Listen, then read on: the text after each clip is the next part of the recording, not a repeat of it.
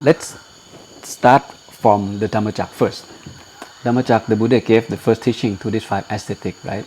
And he talked about the Four Noble Truths, the Eightfold Path, and the Middle Way. At the end of the teaching, one monk understand. Anya Kontanya, he understood, oh, I got it. He becomes Sodapatana or the stream entry,เป็นพระโสดาบัน But the rest still have not achieved anything. So the Buddha introduced the second teaching. It's called Anatta Lakkhana Sutra. The sutra that attack the idea of permanent self. And when the teaching finished, all of them understood, they become arahant. So the idea of self and non-self is very critical back then.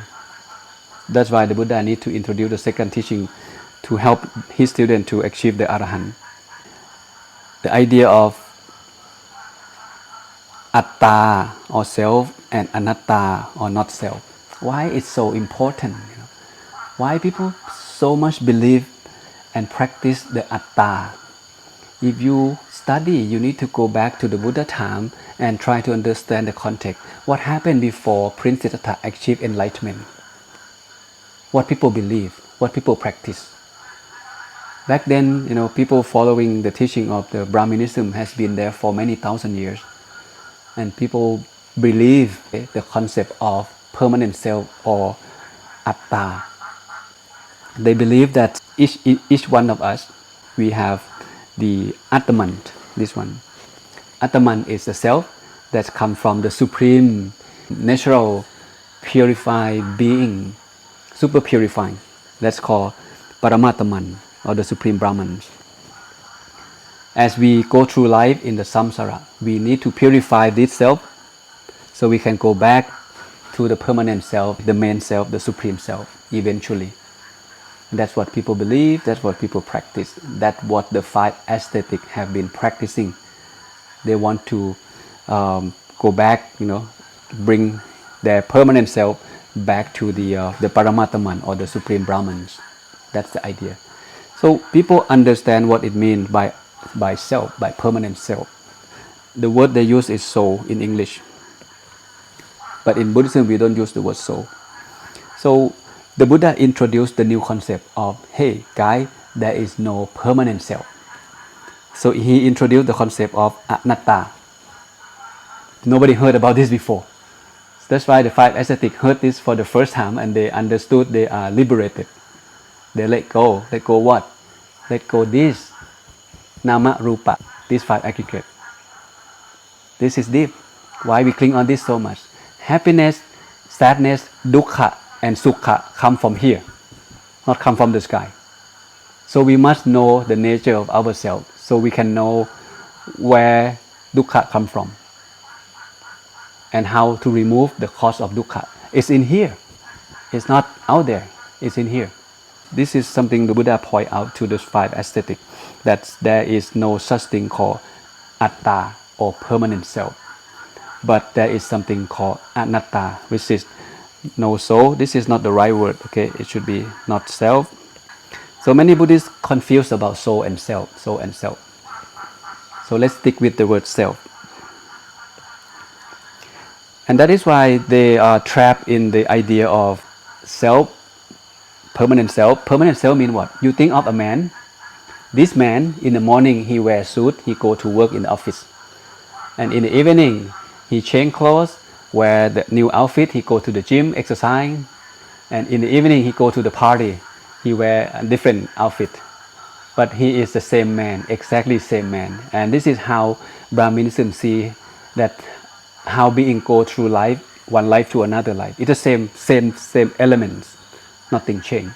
The Buddha said no. From his discovery, it's not true. There is no such thing called permanent self. That's why he introduced the teaching of the Anatta Lakkhana Sutra, which is the sutra that talk about non-self. When you have the new input, new understanding, and you understand, you are liberated. That's why, to be success in anything in life, you need to look for the good teacher. So let me take you to this sutra. Okay, I captured some of them. Bhikkhu means these five ascetics. Form or matter, this is form, matter. the body is not self. Were form self, then this form would not lead to affliction. One could have it form. You can tell your body, let my form be thus, let my form be not thus. And sin form is not self, so it lead to affliction.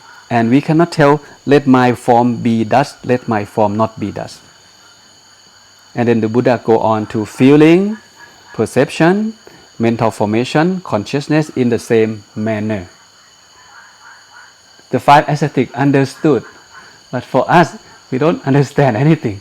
So here the Buddha trying to say, you know what, if form is self, you can tell your body not to get old, not to get ill, not to break apart. That means you have full control. If anything you have full control, that can be considered permanent self. Since it cannot, you cannot tell the body not to get old, to get ill, to get sick. That means this is not self. It's uncontrollable. The table is not self. It cannot control itself to be here forever. All conditioned things are subject to the law of nature. This is impermanent. Anicca is impermanent. Impermanent means what? Impermanent means it's rising, keep on changing moment to moment. Both human being and non-being. It keeps changing moment to moment. That's the meaning of impermanent or anicca. And the second law that we are subject to is dukkha or dukkha. Dukkha in this case means it's unsustainable. It's go together. It keep on changing moment to moment. That's why it's unsustainable. You cannot tell it to be here, to be there, to stay like this. You cannot. And anatta, okay, sapphe dhamma anatta means that it's uncontrollable. This is the way it is.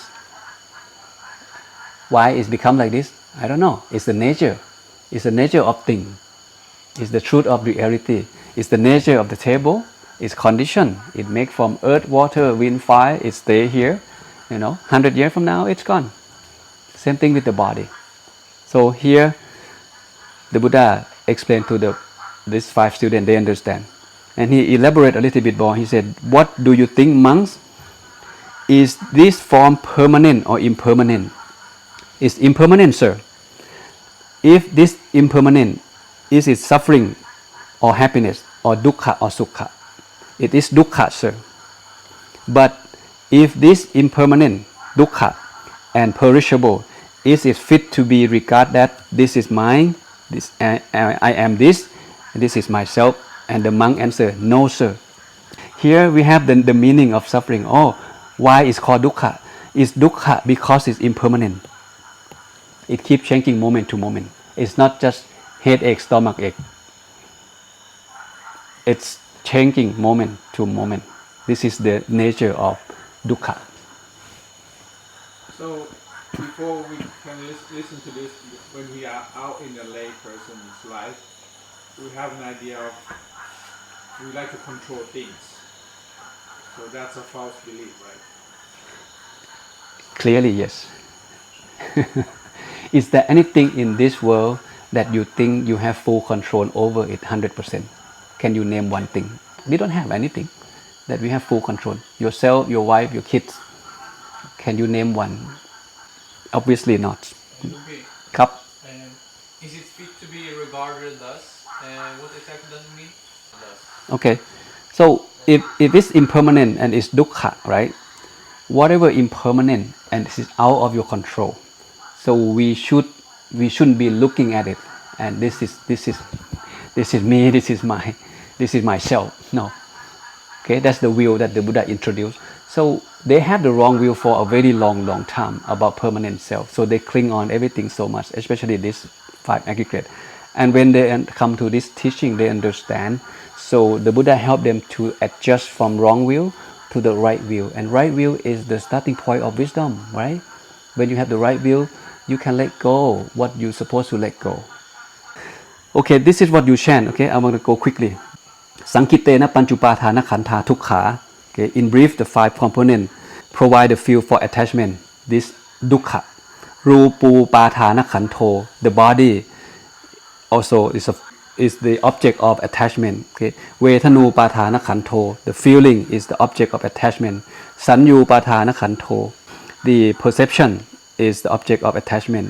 สังขารูปาทานขันโธ is the mental formation is the attached object of attachment. And วิญญาณูปาทานขันโธ, right? You chant every morning. Your consciousness is the object of attachment. I'm just here to pinpoint what you just chant. Okay, so รูปังอนิจจัง เวทนาอนิจจา สัญญาอนิจจา This is the word อนิจจา อนิจจา mean what? อนิจจา mean impermanent. Okay, สังขาราอนิจจา วิญญาณังอนิจจัง That means all of this that we are about to learn in the moment, they are impermanent. It's already in the chanting. รูปังอนัตตา เวทนาอนัตตา in the yellow color. สัญญาอนัตตา Buddha explained that it's impermanent, so it's not self. Feeling is not self. Form, the body is not self. Perception is not self. All the way until the vinyanang anatta. And here he said, Sapphe sankhara anicca. All conditioned things are impermanent. Sapphe dhamma anatta. All things are without self. And this is sometimes very confusing. It's still a debate between the scholar. Here is the law of, I believe you have seen this, the three marks of existence, the three common characteristics of all things. Start from sapphe sankhara anicca, this is number one. All conditioned things are impermanent. Okay. Second one, sapphe sankhara dukkha.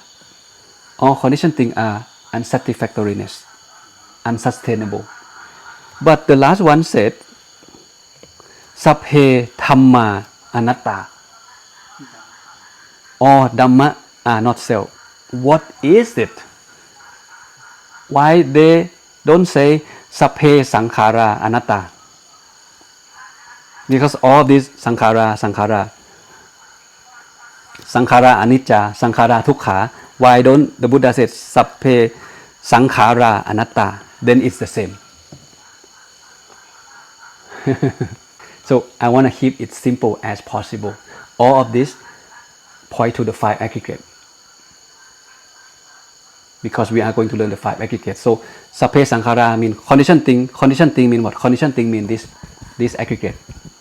Sapphe sankhara dukkha. All conditioned thing mean what? All conditioned thing mean this five aggregate is unsatisfactoriness. And sapphe dhamma anatta, that sapphe dhamma anatta point to the five aggregates. And I don't want to get into the debate of this. Because people say, oh, what is Dhamma? What is all thing mean? You know, this and that. It's another area that you can look into if you are interested. But in this class, I like to stick with the idea of the five aggregates. All of this point to the nature of five aggregates. That is impermanent, that is unsatisfactoriness, it's dukkha, that it also not self or uncontrollable. Now, what are the five aggregates? So many information. Let's see if we can finish. If not, it's okay. We continue tomorrow. Now, the Buddha wants us to understand the nature of our own life because, like I said, dukkha and sukha, happiness and sadness, suffering and not suffering come from here. If you don't know yourself, who you are and what you are, you're not going to be able to fix the problem at the root cause of suffering that you have. And this is what the Buddha mentioned in one teaching. What are two things that should be completely understood? He said, Nama and Rupa, which is this one, body and form. So you must fully understood your own self, fully. The body and the mind. We kind of know that we have body and we have the mind. We kind of believe that the mind exists. Who doesn't? If the body without the mind is dead body. If the mind without the body, it's ghost, spirit, soul, or whatever you want to call it, right? But since we are still alive, we have body and we have the mind. The mind is non-material elements. This is material, right? We can feel, we can touch. But we don't have a lot of information about the mind. Buddha is the mind expert. He teaches us to understand the mind. So the more you study the teaching, the more you understand how deep of the teaching of the mind. When we talk about Abhidhamma, 12 books of Abhidhamma dedicated to explain this element in detail. If you want to fully understand the karma, how it works, how the mind keep information, how the mind pass from one life to another, you have to go through Abhidhamma. 12 books. Help yourself. I'll come back next project. Okay. No, we know we have, body and the mind, and that's all we know. Okay, body kind of know. Okay, mind not much information. And tonight, let's get into the idea of who we are, what is the nature of our life. So the Buddha introduced the idea of five aggregates to these five aesthetics, and we should understand as well. So the five aggregate or pancha khanda. Okay, khanda mean heaps, mean group, mean collection. This is one khanda, one group. Okay, one group of book, one heap of book, this and that. Second group. Five mean five group. We compose of five major groups that make us human. The first group is called rupa in Pali, or form or matter. Second group is called vedana, or feeling. The third group is called sanya, or perception. Okay, tonight you may hear this for the first time, a lot of new term. It's okay. Don't worry about. Try to understand everything. Mental formation, sankhara, that's the fourth one, fourth group. And the last one is vijnana, or consciousness. That's the fifth group that make us human being. This is the body. This is the first group, right? The body composed of four elements. It's a condition. Everything you see here, they are conditioned. They have their own intrinsic nature. They're not us, we're not them. Wow, Luang Pi, why did you say that? Actually, why did the Buddha say that? The body is conditioned thing. It's conditioned because of it has an element, earth, water, fire and air, and DNA and genetic, this and that. It makes body the body. That's one heap, one aggregate. And the second is this one, feeling, perception, mental formation, and consciousness. To fully understand this, when you study five aggregates, this is my technique. You must start from understanding consciousness first. This is the mind. Actually, all of this, consider the mind. But when you study Abhidhamma, you know that the mind is here in this teaching of the five aggregates. But the rest, what are they? This is called, in term, it's called cetasika. Cetasika means it's something that arrives with the mind. It cannot arrive by itself. It arrives with the mind. You can call mental object. All of this, it cannot happen by itself without consciousness. Okay, just hear me out for now. We're gonna come back to this. So the five aggregates composed of, number one, the first group is the body. The second group is feeling. The third group is perception. The fourth group is mental formation, and the fifth one is consciousness. But I like to start off with consciousness first, and then it helps you to easy to understand the rest. All right, let me come back to this. Why is so important? Why is this? Is this has anything to do with dukkha? The Buddha said yes. The five aggregate monks are anicca, or impermanent. Whatever is impermanent, that is dukkha, or is unsustainable. Whatever is dukkha is without atta, or without self. What is without self, that is not mine, that is I am not, that is not myself. Therefore, should it be seen by a perfect wisdom, this is higher, this is panya, as it really is, who see by perfect wisdom as it really is, his mind not grasping, it is detached from ten means tanha, he is liberated. Simple is that. The Panchavakhi, the five monks, they understood. But for us, oh, what is this, Buddha? Remember, he said his discovery is profound, not easy to understand by ignorant being like us, who the mind filled with tanha. So we need to take an easy step, try to understand the meaning behind each sentence that kids come across. This is the new input for many of us. Okay, and one bhikkhuni arahant, okay, she said This is how she see and try to explain the five aggregates. She said, just as with an assemble of part of the word chariot. I don't have the picture of chariot, so I use the car. So when the aggregate exists, there is convention being. It's a convention. It's not ultimate truth. It's conventional truth. It's only dukkha. In her eyes, only dukkha that's come to be. Only dukkha that stand and fall away. Nothing but dukkha come to be. Nothing but dukkha ceases. Wow. That's through the eye of Arahant, female Arahant. The reason we call car because we have to name it. Otherwise, we don't know what to call, right? But where is the car? Is the wheel, the window, the engines, the gas tanks? No, none of this is the car. Combination of all. Yeah, all of this put together is a car. Like all of this, 5 things put together is us, but it's not us. If they're not us, what we are? I really like this question. What we are, not who we are. What we are. What are you? Okay, we get to the answer in a moment. And this is through the lens of Sariputta. Okay, he said, an ethical bhikkhu should properly attend the 5 grasping aggregates as, look at these 5 aggregates as what? As impermanent, as suffering or dukkha, as disease, as absence, as death, as misery, as affliction, as aliens, as falling apart, as empty, as not self.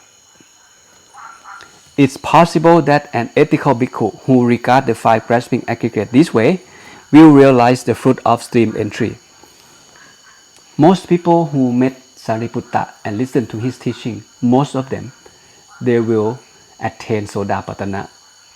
Most of them. Or become the stream entry, become a Sodaban. But here, as you can see, through this Bhikkhuni Arahant, she said, in the ultimate truth, there's nothing exists, only dukkha that come about, dukkha that stay, and dukkha that fall away in her eyes. But Sariputta say similar, but not exactly the same. He see like this is nonsense, it's nothing. It's non-substantial, it's nothing. Okay? It's a condition, phenomena. Okay? It's not self. If you understand that you are not yourself, then you are liberated. And how can you have that wisdom? You need to develop Chakku Karani, Yana Karani, Upasamaya, Apinyaya. When you have that super knowledge, then you have that eye to see, and then you understand. If it's not you, not me, not mine, not I, and what we are then?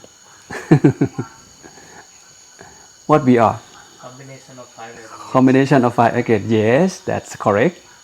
This is theoretical. Okay. This is Longpi Narongchai. When you think of vipassana, you think of X-ray machine. When you walk through the X-ray machine, you see yourself what inside the body. Now, this happened for the first time that I have a chance to do MRI for my body. You know MRI, right? I go to the tunnel and they scan my body. And this is how my body look like inside. I never seen my organs, my bone, my spine, my kidney, my lung, my liver, and even my brain. And when I saw it, I sit 4 hours with the doctor, explain each part of my body, what the condition. If I want to live long, what should I do with my liver, with my kidneys? He helped me with that. I see the fat that wrap up in my kidney, this and that, and now I see from my own eye. I cannot see from this eye. But when the body go through the MRI, it's vipassana. My body go to vipassana. So now I understand, this is how big of my heart, how big of my kidney. I need to do something. There is a fat there is a blockage there is a scar there in each part of the body. Now it gives me wisdom. If I want to live long, I have to get up and do something. If I continue doing the same habit, I might live short. I might die too soon. Now I understand my body. But the question is, if you see this, what is this one? Is this Longpi Narongchai? Where is Narongchai? My heart, my lung, my spine, my hair, my bone. I'm wondering, what am I? Okay, so like this, right? What is this, this picture telling us? So we need to develop that eye, the Jakku Karani, then we can have the X-ray eye, so we see things the way they are. Keep in mind that the reason the Buddha introduced the concept of the five aggregates, so we can let go, not clinging. The reason we cling because of the craving. We talk about craving tomorrow. When we study the five aggregate, each aggregate, you should relate it to how, they knowing that they are impermanent. If you understand that they're impermanent, it helps you to perhaps let go easier. Okay, start from consciousness. What is consciousness or vinyana? In Thai, people, when they hear the word vinyana, they think of ghost. Oh, vinyana leave the body. Something leave the body, let's call it vinyana. But according to the teaching of the Buddha, it's not. Okay? Why do you call consciousness? The Buddha used a very simple explanation. The reason I call consciousness because it cognizes. Therefore, it is called consciousness. It cognizes what? You see how simple vocabulary he used? It cognizes the taste, the bitter, the sour, the spicy, the sweet, mild, salty, blend, whatever it is. It cognizes. Okay. May not fully understand what is cognized. This is consciousness, is aware of the object, right? When you see thing, when you hear thing, when you smell thing, if you don't have consciousness, you wouldn't know what it is. This is what I mean. If the eye see form, if your eye see form, the form is there, your eye is here, right? Without eye consciousness or Jakku Vinyana, consciousness is Vinyana. We knowing is a knowing element. It can know, it cognize. Without the Jakku Vinyana, without the eye consciousness, you wouldn't be able to tell what that object in front of you. Sometimes you sit at the Starbucks, you see your friend walk by in front of the store, you know someone walk past by because your eye can see things, right? But eye consciousness is not there because you may be focused with your iPad or your mobile, so you don't even recognize your friends. But if you look up, if you pay attention, if you have eye consciousness develop, then you know, oh, that's Johnny, that Rebecca, because you have eye consciousness. Sometimes you hear the music, you know that music on in the background, but you don't know what kind of song until you have ear consciousness, or sota vinyana. So all of this vinyana means the consciousness that arrive through this sense door. Ear consciousness, eye consciousness, tongue consciousness, body consciousness, nose consciousness, and the mind consciousness. Then we can know. Otherwise, we wouldn't know. If the consciousness is not there, you wouldn't know. All mental phenomena have mind as their forerunner. In the sense that the mind is the most dominant, and it is the cause of other three mental phenomena, namely feeling, perception, mental formation. You see, all of these come after the consciousness, after the mind. These three have mind, or consciousness as their forerunner. That means the consciousness need to come first, and then you can feel, you can remember, you can think. Because they arise simultaneously in the mind, they cannot arise if the mind does not arise. This is the proof why consciousness has to come first, and then feeling follow. Okay, mental formation or sanya perception follow later on. Okay, tonight I'm going to pass on information to you, and so we slowly digest.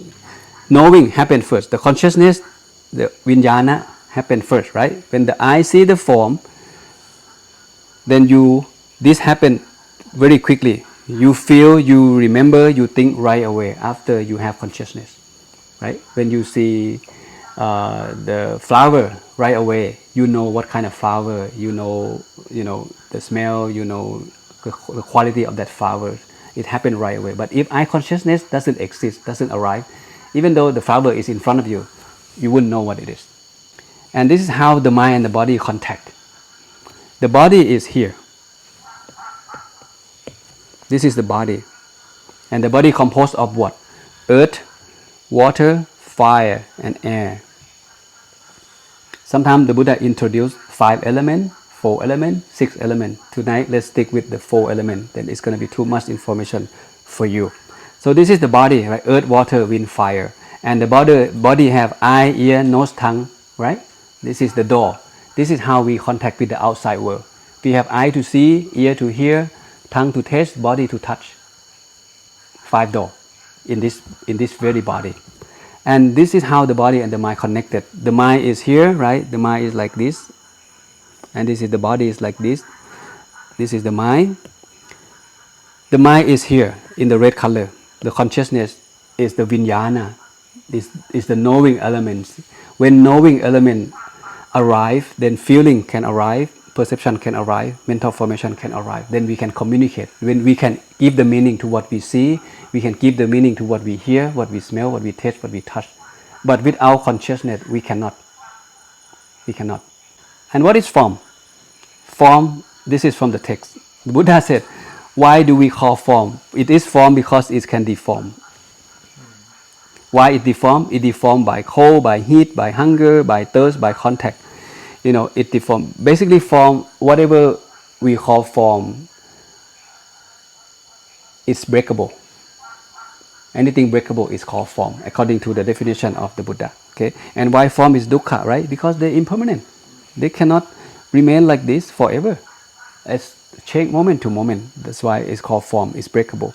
Same thing with the table. Same thing with the building. It's breakable. Yes, in this case, we already talked about this. It's a condition by this element: earth, water, wind, and fire. It make body the body. And the earth is something solid, like the nail, the teeth, right? The bones. Water is something liquid, something cohesive. Wind is something move, right? And the fire is the temperature. So we have all of this. Okay. When we die, if someone die, the first element that go back to the nature is the air. No more air. If we stop breathing, we die. And later on, what? Fire. The body become cold. We lost temperature. And then what? Water. And then earth elements. Go back to the nature. It's a conditioned thing. It's not you. And it's not yours. You don't own it. It's a condition. Okay? So, anything, being or non-being, this is form. Why it's called form? Because it's breakable. And why it's called feeling? Because it feels. That's how the Buddha explained. Feel what? Feel pleasant, unpleasant, feel neutral. And why? Feeling is dukkha. Feeling refers to the feeling that arises when contact. When eye contact the form, when ear contact the sound, when tongue contact the taste, when body contact something, then you feel after you have contact. Without contact, you don't feel. If someone born blind, even the beautiful woman stand in front of him, he feel nothing. He never seen woman. If he deaf, he don't know what kind of song is beautiful. So contact has to be there. Then you can feel. Okay. So now you see the car, right? The eye contact see the car. Then feeling arise. You like, you don't like. You want, you don't want. It come later. And it causes dukkha. Clinking come after you feel. Because of the tanha. We talk about tanha tomorrow. Okay. So let me go through this first. Okay. And then we can always come back. Okay. Tomorrow before we go through the next list on the Four Noble Truth, the second Noble Truth. So you can feel pleasant, unpleasant, neutral. But the Buddha said every feeling come with dukkha. It's come with defilements. Pleasant come from lakha or lopha. When you like something, that's greed already there. When you don't like something, anger, moha, dosa already there. Dosa or anger start from I don't like it. Greed start from I like it and go from there. And then like more, like very much. If you like very much, then you're gonna have to do something to buy, to get, to own it. It's driven by tanha. Okay, same thing with the dosa. If you start from don't like first, and then start from don't like go to I hate you, I hate you very much. I'm gonna kill you. I'm gonna do something about you to destroy you. So do you see the level? But it starts from don't like. So whenever you feel don't like, please know that dosa is working. You see how refined of the mind. If you're not mindful, you will do something bad. But if you're mindful, you wouldn't do such a thing when you are mindful. And this is how we run our life. All emotion, all anger, or hatred, or like, don't like, come from this, come from feeling. And feeling come and go. We cannot tell ourselves to feel good all day, to feel bad all day, to feel neutral all day. We can't even do that. It's uncontrollable. This is the sense of impermanence. Whatever impermanent is dukkha. Whatever dukkha is not self. It goes together as a package. What is perception or sanya? Perception is perceived, right? Why it called perception? Because it's perceived. Perceive what? Perceive color. Perceive blue, yellow, red, and white. This is the Buddha used the example of the color, but it can perceive the previous experience. Perceive, something that happened in the past. It's more like a memory. Someone says something bad 10 years ago, you can still remember that. You perceive that information in the past and you bring it at this moment, and then you get angry, you get mad, you become unhappy, the mind become agitated. This is the perception, and perception is also subject to change. Subject to change. Okay, we cannot force ourselves to only remember good thing, delete the bad thing, or remember all the bad thing, delete the good thing. We can't delete that information from the mind. Perception is the process of labeling. Okay, you see the car, you have that information somewhere. This is called the car, and this car is BMW, and BMW is in blue color. How do you know that? Where did you have that information? It kept somewhere in the mind, right? You see BMW when you were young, and people said this is BMW, it's good car, luxurious car, I want to have one. If someone drive BMW and someone drive Toyota, your view toward the person is different. Oh, this man is rich, this man is not rich, right? This mental information come right away because you have that information in the back of your head. When someone drive Mercedes-Benz, someone drive Lamborghini, the image is different. Mental formation, this one a little bit difficult to understand, but I like to say, human being, we have ability to think good, think bad, not good, not bad. And when you're mindful, you think good. When you're not mindful, you think bad. But it happens very quickly. All of this happens because you are conscious. When you're conscious, then the thinking can come. Like this, mental formation, right? They all condition. It's the conditioned thought that triggered by what you see, what you hear, what you smell, what you taste, what you touch. Then it becomes the thinking. When you see something, you feel something, and then you think of that thing something. We don't have the same feeling toward the same thing. If you hear the sound, for someone you like that sound. In this room, some of you may annoy the cricket. Some of you may enjoy the cricket sound. Your mental formation is not the same. It's condition. And your condition and his condition is not the same. It's not you who think. It's the function of this element that give the meaning to the sound. Okay, hold on for that. What happens when you see this picture? When you have eye, good eye, you see the image. Eye consciousness arrive, and then feeling, perception, mental formation happen automatically, simultaneously. Oh, this is James Bond picture, a James Bond movie. James Bond is an action movie. James Bond drive Aston Martin. James Bond is this guy, and I like the movie James Bond. So mental formation start working very quickly. You can even think further. Tonight I'm gonna watch James Bond. Or when I go back home, I'm gonna watch James Bond. You see, it's happened very quickly. You have that information somewhere in the back of your head. But if your eye is blind, you don't have information about James Bond. If the baby born today and see this picture for the first time, he doesn't know what it is, right? Because no perception about this person, this movie before. This is interesting. we learn about mindfulness and samsati sampachanya, and now you can put into practice. When the eye see form, I don't have the eye here. Okay, when the eye see form, contact happen, right? When contact happen, and if there is eye consciousness or chakku vinyan, eye consciousness, you see, right? And then what happened after that? Feeling happen. Vedana happen. When Vedana happen, Tanha start working. Tanha come after Vedana, according to the dependent origination, right? Contact, Vedana, and then Tanha.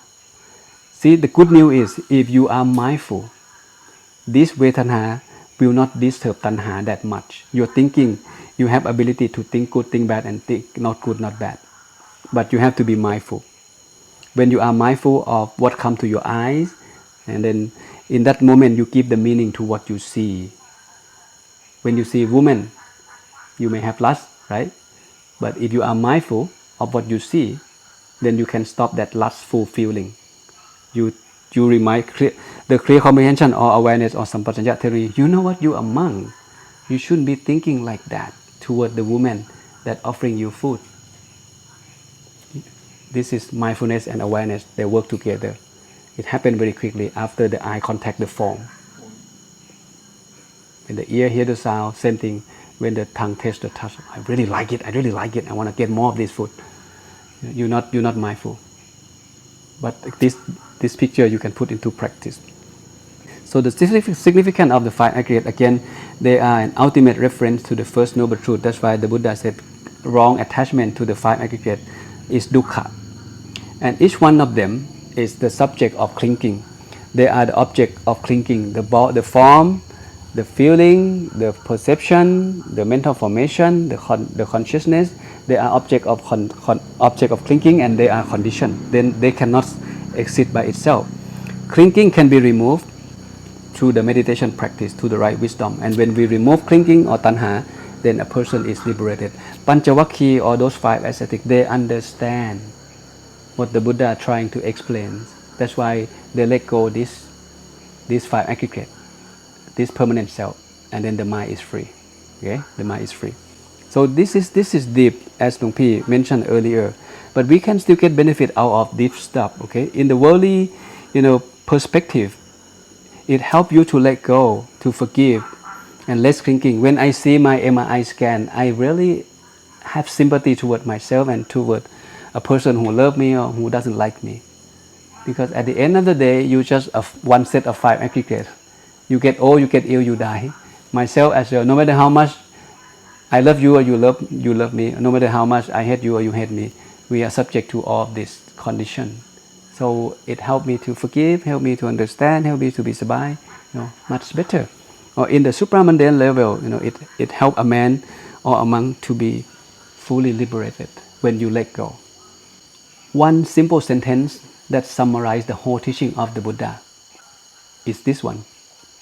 There was the Buddhist scholar in Thailand was asked this question: can you give us just one sentence and we understand the whole teaching of the Buddha? He said yes.